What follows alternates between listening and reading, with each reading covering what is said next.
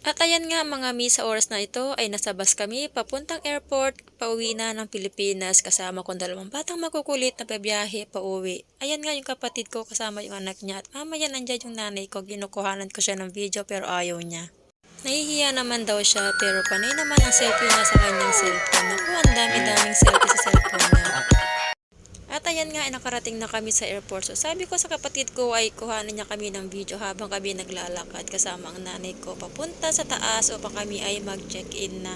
So yung dalawang batang na yan, sobrang likot nila. Hindi ko alam kung saan sila nagmana. Rating na nga kami sa taas at nakita kong madaming tao na uuwi ng Pilipinas. Yung iba ay OFW, yung iba naman ay bakasyon tulad namin. So ayan nga, habang nagbe-video ako, napasin ko si Lolo na nakasakay sa kanyang maleta motor. Hindi ko alam kung ano tawag dyan. Basta yan na yan. Sana all mayaman, Lolo. Pahiram mo naman sa akin yan. Pagod na ako Yan. Charis. At dahil hindi pa ang oras ng flight namin, kami ay nakaupo muna sa gilid habang naghihintay ng oras. Dahil ang oras ng check-in ay 4 p.m. at ang oras ng flight namin ay 7 p.m. So habang nakaupo ako ay nagbe-video ako. So fast forward na nga tayo. Ayan pala, nakapil na kami. So dahil tapos na kami sa check-in counter ay dumiretso na kami sa immigration. Wala akong kinakuhang video dahil kasama ko yung dalawang batang makukulit. So ayan na lang mga pictures namin habang kami ay naghihintay ng flight.